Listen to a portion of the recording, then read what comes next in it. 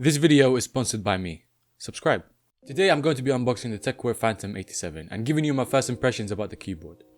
So as you would expect from a budget keyboard, the box is really simple, and the model I have here is the Utama brown switches, which are the clones of the Cherry MX Browns. But from what I've heard, they feel really similar, so that's not a disadvantage by any means. You can also choose from blue, brown or red switches depending on your preference. And in the UK, the price is around £60 for both the TKL and the full keyboard variant, so it's really up to you to decide which one you buy. Opening the box, you are greeted with a plastic covering. And under that is a keyboard with some extra brown switches, which are easily hot swappable. The keyboard itself looks really nice and the build quality is also very good. It's got a nice textured metal base, so it will not be a fingerprint magnet, and on the front edge you have the Phantom logo, which looks really clean and premium. The switch puller is included in the bag with the separate switches, however, the key puller is actually integrated within the design at the back of the keyboard. Now here is footage of me struggling to remove it, and if only there was an arrow that showed me how to pull it out. Oop. Yes, there is, and I just found it. That wasn't hard. Success. The keyboard has two flip-up risers if you're into that, and it has a really nice braided cable which is not removable, but it has 3 different outlets, which is very useful. The keys are made out of plastic, but they do have a nice texture to them, and I will be doing a sound test in a bit.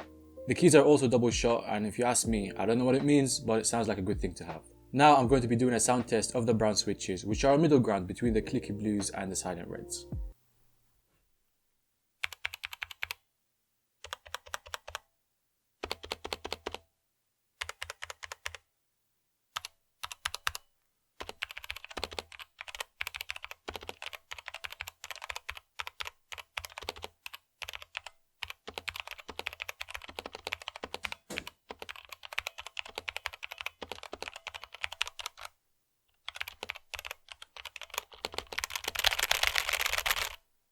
Replacing these keys and switches is really easy. However, I did actually struggle a little bit because this is my first mechanical keyboard and I was a little bit scared I would damage it. The RGB on the keyboard is really nice and it's very customizable. I did actually film myself go through the different modes, but the quality was not too good. So I'm going to be doing a separate video on how to change the colors and set separate colors to each key, so be on the lookout for that. Overall, I really like the keyboard. The price you pay is really worth it for what you get. You get a premium, well-built and very customizable keyboard. The keys also feel very responsive, so you won't have any problems playing Raid Shadow Legends while using NordVPN and listening to your free audiobook from Audible, or while making a website on Squarespace on your second monitor you bought from Micro Center.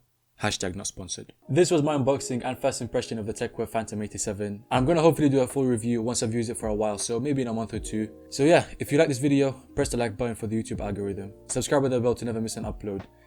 And I've been me, you've been you, and I'll see you in the next video. Goodbye.